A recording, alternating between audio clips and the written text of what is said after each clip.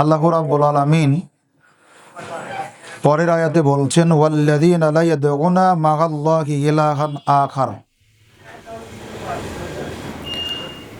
মুমিনদের ৬ নম্বর গুণ হবে, তারা যখন আহ্বান করবে, ডাকবে, সুখে দুঃখে, ভালোতে মন্দতে, সুস্থতায় অসুস্থতায়, সর্বাবস্থায় তারা আহ্বান করবে আল্লাহকে। ডাকার ক্ষেত্রে তারা আল্লাহর সাথে অন্য কাউকে শরীক করবে না। অসুস্থতায় আমরা সুস্থতা কামনা করব আল্লাহর কাছে। আমরা যখন রিজিকের অভাবে থাকব, তখন রিজিক প্রার্থনা করব আল্লাহর কাছে। যখন আমরা সন্তানহীন থাকব, তখন সন্তান চাইব আল্লাহর কাছে। এক কথায় প্রতিটি ক্ষেত্রে সর্বময় ক্ষমতার অধিকারী বলে আমরা যাকে জানব এবং মানব, তিনি হলেন আল্লাহ সুবহানাহু ওয়া তাআলা। মনে রাখবেন, আমরা ডাকার ক্ষেত্রে ৩টি বিষয় শিরক করি। আল্লাহর কাছে চাওয়ার, প্রার্থনা করার, দোয়া করার মাধ্যম ৩টি। আল্লাহ রাব্বুল আলামিন বলছেন, ওয়ালিল্লাহিল আসমাউল হুসনা ফাদউহু বিহা। আল্লাহর অনেক গুণবাচক নাম আছে। তোমরা যখন তাকে আহ্বান করবে, ডাকবে, তখন ওই সকল গুণবাচক নামের মাধ্যম দিয়ে আল্লাহকে ডাকবে। আমরা যখন রিজিকের অভাবে থাকি, তখন আমরা এভাবে ডাকতে পারি, আল্লাহ তোমার একটা নাম রাজ্জাক, তুমি রিজিক দাতা। আমরা পৃথিবীর কারো কাছে চাইনি, একমাত্র তোমার কাছেই চাচ্ছি, অনুগ্রহ করে তুমি আমাদের রিজিক দাও। যখন আমরা সন্তানহীনা, বিপদগ্রস্ত, তখন আমরা তাকে এভাবে ডাকতে পারি, আল্লাহ তোমার একটা নাম কাদির, সর্বময় ক্ষমতার অধিকারী তুমি। আমি তোমার কাছে চাচ্ছি, অতএব এই বিপদ থেকে তুমি আমাকে উদ্ধার করো। এমনি করে আমি আমার জীবনের গোপন পাপগুলিকে মানুষ পরে স্মরণ করে আল্লাহকে বলছি, হে আল্লাহ, ওয়া ইন তুবদু মা ফি আনফুসিকুম আও তুখফুহু ইউহাসিবকুম, তুমি হিসাব রাখো ওই সকল বিষয়ে। আপনার কেউ নিষেধ করেনি ফলের দোকানদারকে?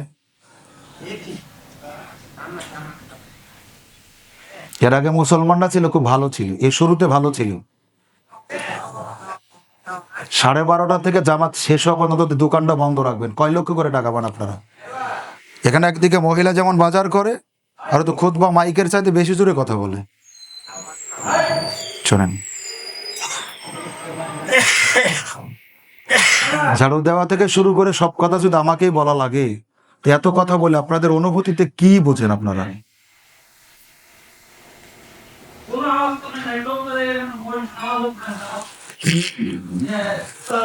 সেই জন্য আমরা সকল ক্ষেত্রে সর্বময় ক্ষমতার যাকে মালিক মনে করব, তিনি হলেন আল্লাহ। ডাকার একটা পদ্ধতি, আল্লাহর গুণবাচক নাম আমরা তুলে ধরবো, এর মাধ্যম দিয়ে তার কাছে চাইব। দ্বিতীয় মাধ্যম, আমরা আমাদের জীবনের আমরা নেকির কোনো আমলকে কখনোই নগণ্য মনে করব না, সেটা যতই ছোট হোক। এই আমলগুলি আল্লাহর কাছে তুলে ধরব। হাদিস আছে, আমরা শুনেছি প্রত্যেকেই, 3 জন মানুষ সফরে বের হয়ে গুহাতে আশ্রয় নিল, অনেক লম্বা হাদিস। এই সময় তারা এখান থেকে মুক্ত হওয়ার মাধ্যম হিসেবে 3 জনে গ্রহণ করেছিল। একজনে বলেছিল, হে আল্লাহ,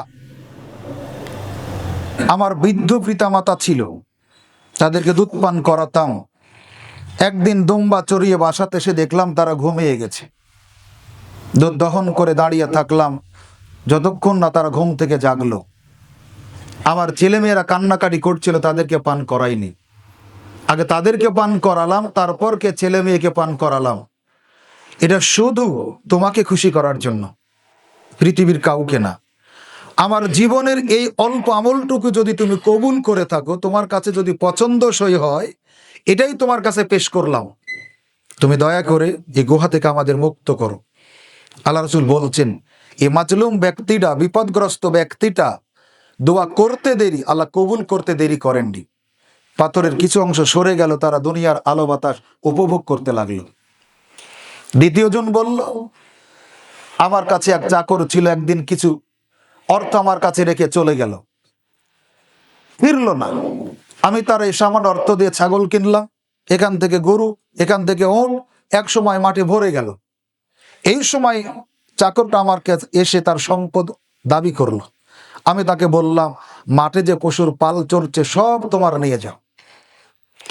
আমি যদি তাকে না দিতাম, কেউ দেখেনি, কেউ সাক্ষী ছিল না, একমাত্র তুমিই সাক্ষী ছিলে, তোমার ভয়েই, তোমার শাস্তির ভয়ে আমি তাকে ফিরিয়ে দিয়েছি। আমার জীবনের এই আমল যদি তোমার কাছে পছন্দসই হয়, এটাই পেশ করলাম, দয়া করে পাথরের আরো কিছু অংশ সরিয়ে দিন। পাথরের আরো কিছু অংশ সরে গেল। তৃতীয় জন এরকম একটা আমল পেশ করলো, আমার চাচাতো বোনের সাথে জেনা করব, একবারে সব কিছু রেডি।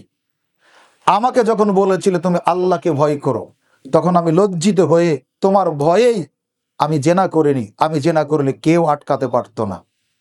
আল্লাহ রাসূল বলছেন, তিনজনার ব্যক্তির দোয়া কবুল হয়ে আল্লাহ পাথরটা সরিয়ে দিলেন, তারা গুহা থেকে বের হয়ে আসলো। অন্য ইবাদতের প্রতিদান পাবো তো পরকালে, কিন্তু দুনিয়াতেও পাওয়া যায়। আমার আপনার জীবনের সৎ আমলগুলি যতই ছোট হোক, এটা আল্লাহর কাছে পেশ করব, আমরা তুলে ধরবো, এটাই দিব। আল্লাহ তুমি এটা কবুল করে থাকলে আমার জীবনের গুনাহ মাফ করো, আমাকে সুস্থতা দান করো, আমাকে রিজিক দাও, দোয়া করবো। আর একটা হলো ওসিলা করব, জীবন্ত মানুষকে, মৃত মানুষকে ওসিলা করা শিরক। যত বড়ই বুজুর্গানে দিন হোক, রাসূলুল্লাহ সাল্লাল্লাহু আলাইহি সাল্লামের সাহাবীরা বলতেন, আল্লাহ রাসূল বেঁচে থাকতে যখন অতিবৃষ্টি হতো, অনাবৃষ্টি হতো, তখন আমরা তার ওসিলায় আল্লাহর কাছে বৃষ্টি চাইতাম। আল্লাহ, তোমার রাসূল আমাদের মাঝে বেঁচে আছেন, আমাদেরকে নয় কষ্ট দিবে, কিন্তু তোমার রাসূলকেও কি কষ্ট দিবে? দয়া করে তুমি বৃষ্টি দাও। আল্লাহ, বৃষ্টি হচ্ছে অনেক বেশি, দয়া করে তুমি বন্ধ করো। সাহাবীরা বলছেন আল্লাহ বৃষ্টি বন্ধ করে দিতেন। সাহাবীরা বলছেন যখন আল্লাহ রাসূল মারা গেলেন, তখন আমরা তার জীবিত চাচা আব্বাস রাজি আল্লাহ তাআলা আনহুর ওসিলায় আল্লাহর কাছে বৃষ্টি চাইতাম। নবী মারা গেলে নবীর ওসিলায় আর বৃষ্টি কেউ চাইতেন না। তাহলে নবীর চাইতে ভালো, নবীর চাইতে সুপ্রিম পাওয়ার পৃথিবীর আর কার আছে? অথচ আমরা চাচ্ছি কার কাছে? বাবার কাছে, খানকাতে, মাজারে, পীরের কাছে, অসংখ্য জায়গাতে, স্বরের কাছে, পুকুরে, বিভিন্ন বট গাছে, পাথরের কাছে আমরা আমাদের প্রার্থনা নিবেদন করছি। আমাদের ধারণা এই পীর সাহেব আমার বিপদ থেকে রক্ষা করতে পারে। পূজা করছি সূর্যের, পূজা করছি চন্দ্রের, পূজা করছি তারকার। আল্লাহ বলছেন, ওয়ালা তাসজুদু লিশ-শামসি ওয়ালা লিল-কামারি, তোমরা সূর্যের পূজা করো না, চন্দ্রের পূজা করো না, বরং পূজা করো এগুলোকে যিনি সৃষ্টি করেছেন তার। এই জন্য ডাকার ক্ষেত্রে আমরা শিরক করব না। মুমিনদের বৈশিষ্ট্য হলো তারা সর্বময় ক্ষমতার অধিকারী যাকে মনে করেন তিনি কে? আল্লাহ সুবহানাহু ওয়া তাআলা। তার কাছেই চায়। ডাকার ক্ষেত্রে আল্লাহর সাথে কাউকে শরীক করে না। ওয়ালা ইয়াকতুলুনান নাফসাল্লাতী ইল্লা বিল হাক্কি, যাকে হত্যা করা জায়েজ, যাকে হত্যা করা বৈধ, যাকে হত্যা করা উচিত, তাকে ছাড়া অন্যায়ভাবে কাউকে হত্যা করে না যারা মুমিন তারা। যদি কেউ হত্যাকারী হয়, তার বদলে হত্যা করা যায়। বিবাহ করার পর কেউ জেনা করলে তাকে হত্যা করা যায়। কেউ যদি ধর্ম পরিত্যাগ করে তাকে হত্যা করা যায়। এই হত্যার বিধানগুলি কায়েম করবে রাষ্ট্র, রাষ্ট্রের সরকার। আমরা নিজের হাতে আইন তুলে নিতে পারি না। তারা যদি এর হদটা কায়েম করে তারা নেকি পাবেন, তারা যদি কায়েম না করে তাহলে তারা পাপী হবে। কিন্তু আজকের এই বৈষয়িক জীবনে আমরা দেখি, আপনারা বলছেন যে মৌলবীরা পৃথিবীতে সমস্ত অশান্তির কারণ, এরাই সবকিছু নষ্ট করেছে। এক রাজনীতির মাঠে সারা পৃথিবীতে যত মানুষ হত্যা হয়, পৃথিবীর অন্য কোনো কারণে এত মানুষ খুন হয় না, হত্যা হয় না। অথচ আপনাদের কাছে এটা হত্যাই নয়, এটা জায়েজ, জান্নাতে যাওয়ার একটা পথ মনে হয়। একজন এক দল করে, আর একজন আর এক দল করে, একই পথের পথিক। পথের ভিন্নতা, মতের ভিন্নতা, এই কারণে একজন আরেকজনকে হত্যা করছে। যে হত্যা করছে সেও জানেন আমি কেন হত্যা করলাম, যে মারা যাচ্ছে ও জানেন আমি কেন মারা গেলাম। এইভাবে চলছে। অথচ আল্লাহ সুবহানাহু ওয়া তাআলা বলছেন, কেউ যদি একটা মানুষকে অন্যায়ভাবে হত্যা করে, সে যেন গোটা মানব জাতিকেই হত্যা করল। কেউ যদি একটা মানুষকে প্রাণে বাঁচায়, তাহলে সে যেন গোটা মানব জাতিকেই প্রাণে বাঁচালো।